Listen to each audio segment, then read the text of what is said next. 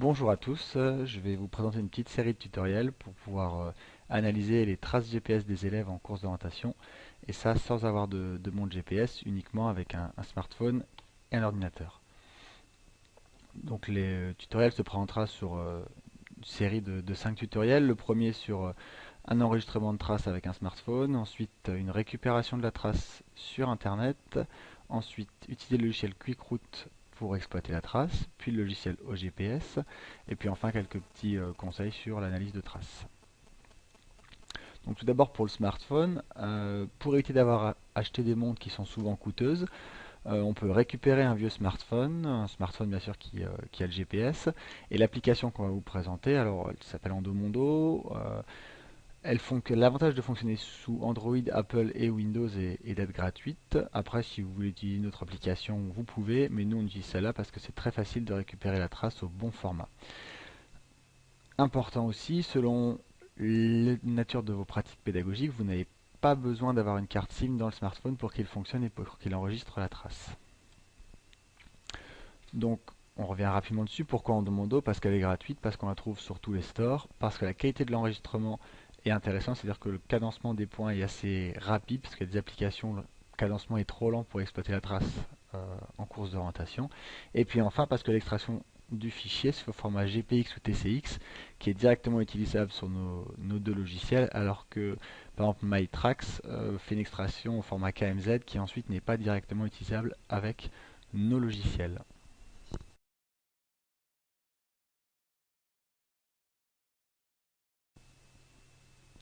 Donc l'application Endomondo est à la fois, on va dire, très simple et très ergonomique. Elle affiche en permanence le temps de parcours, la distance, et on peut choisir en dessous. Moi j'ai décidé d'afficher et la vitesse moyenne, mais s'il y en a qui préfèrent afficher l'allure, c'est aussi possible. On choisit son activité, et ensuite on voit en bas ici, donc localisation en cours, c'est qu'il est en train de chercher le GPS. Dès que GPS OK s'affiche, eh ben, on peut commencer l'enregistrement.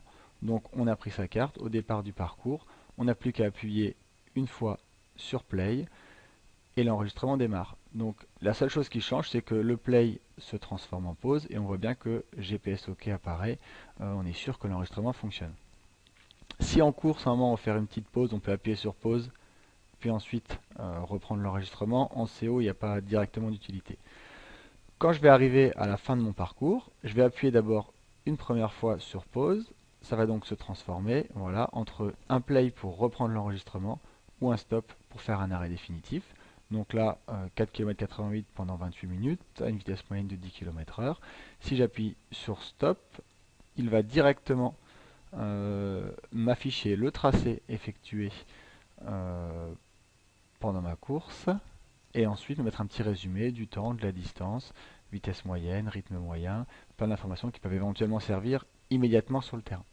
À partir de là, on n'a plus rien à faire. Quand on synchronisera le téléphone sur le net, donc avec le Wi-Fi ou avec du réseau 3G ou 4G, tout sera transféré et on pourra donc le récupérer sur Internet. Et c'est ce qu'on va voir tout de suite.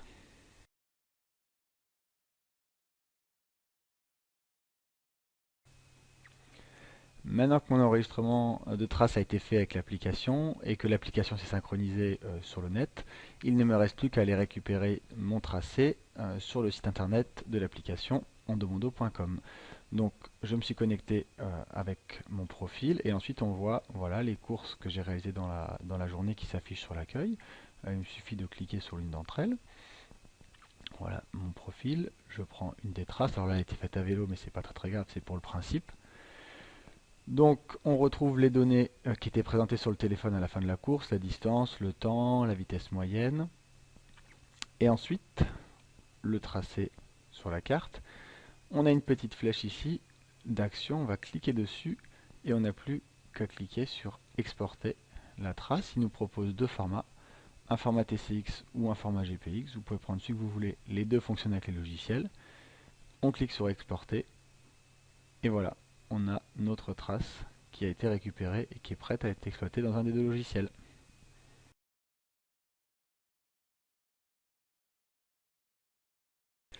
On va maintenant voir comment utiliser le logiciel QuickRoute. Alors pour obtenir le logiciel, très simple, sur Google vous tapez QuickRoute, vous obtenez un lien vers le site et il ne reste plus qu'à télécharger le logiciel qui est gratuit. Voilà, le fichier est là. Donc une fois qu'on a notre logiciel installé, voilà à quoi ça ressemble. On va donc créer un nouveau fichier. Alors pour ça, on prend la feuille blanche en haut, on appuie dessus. On doit donc choisir ensuite le fichier image que l'on va mettre derrière, d'accord, donc le fichier carte au format JPEG. Ensuite, pour la trace, deux possibilités. Ça, c'est si on a une montre, on peut directement la récupérer si on a un GPS Garmin, ou alors la trace que je viens de récupérer sur Endomondo sur le net. Je mets ma trace, voilà, et donc le logiciel m'ouvre automatiquement mon fichier avec ma carte et ma trace là qu'on voit ici qui est superposée dessus, sauf que elle n'est pas placée correctement, les coordonnées GPS sont mises aléatoirement, la trace complète est zoomée pour correspondre à peu près à la taille de l'image. Donc il va donc falloir utiliser ce petit icône ici pour replacer la trace dessus. Alors quand on replace la trace, il faut éviter de déplacer à trop d'endroits, sinon on crée une distorsion. Il faut essayer de trouver des endroits qui sont assez caractéristiques pour ensuite utiliser le moins de points possible. Donc là par exemple j'ai mon virage, je sais que cette partie là vient se placer ici. Après, on a le départ et l'arrivée, à condition que l'élève ait déclenché au bon moment. Voilà. Et avec les deux points là, je suis relativement juste. Donc, je vais regarder. Voilà, ça correspond à peu près. On voit qu'on contourne bien les temps aussi. Et donc, avec ces deux points là, en quelques secondes, j'ai placé ma carte. Donc, ensuite, une fois que c'est fait, je reviens sur la flèche et donc il me la colore. Et à partir de là, je peux choisir ce que je veux faire apparaître sur ma carte. Donc l'allure ou la vitesse. Voilà, si vous avez des cardio à la fréquence cardiaque, mais là c'est pas le cas, c'est quand on récupère avec le GPS. Donc là moi je vais choisir la vitesse. Ensuite, vous avez ici l'opacité. C'est-à-dire est-ce que vous voulez que la trace soit un petit peu transparente pour qu'on puisse voir encore les éléments qui sont en dessous, ou alors augmenter vraiment l'opacité pour voir bien la coloration d'intérieur. Là on a ici du rouge au vert, la coloration de la trace en fonction de la vitesse. On peut choisir les bornes. Donc là le rouge à 0,6 et le vert foncé à 13. Là c'est pour ajuster automatiquement. Et on peut grossir le trait si on veut voir un petit peu mieux comment ça se passe. Donc voilà. Et là, à partir de là, ma trace est calibrée, elle est placée sur l'image. Je peux ensuite commencer mon analyse.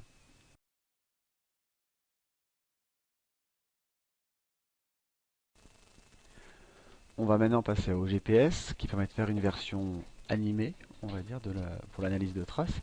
Alors pareil, pour trouver le logiciel, vous tapez OGPS sur Google. Le premier lien qu'il vous propose, c'est le très bon site de Nicolas Hayet, qui a pas mal travaillé sur OGPS et qui a notamment fait la traduction du tutoriel, qui propose aussi un tutoriel sur l'utilisation d'OGPS, je vous le recommande. Et donc sinon, sur le lien voilà, du site, vous trouvez aussi directement le téléchargement du fichier. Donc une fois que j'ai au GPS, donc même fonctionnement que QuickRoute, il faut d'abord que je cherche ma carte. Donc là c'est ici, Open Map Image, donc même démarche, je choisis ma carte. Et ensuite que je choisisse ma trace, donc là ça va être Load Tracks, je récupère ma trace et ensuite j'ai le même travail de calibration à faire. Alors sur QuickRoute, c'était un clic avec le bouton gauche, il fallait laisser appuyer et déplacer. Sur OGPS, c'est le bouton droit qu'il faut utiliser, mais le principe est exactement le même. Donc je vais essayer de refaire uniquement les deux mêmes points. Voilà. Et ça y est, ma trace est calibrée. Donc ensuite, là je peux également passer donc à l'analyse. Donc on disait, l'avantage c'est qu'il y a une version, on va dire animée de la trace, voilà, où je peux faire play et je vois finalement le tracé qu'a effectué mon élève, les problèmes qu'il a rencontrés pour trouver les balises. Avantage supplémentaire aussi par rapport à QuickRoute, c'est que si je veux importer d'autres traces, et ben ça y est, maintenant ma carte elle est calibrée. Donc on va essayer. On va charger d'autres traces. Donc on va prendre la 2, la 3, la 4 et la 5. Voilà.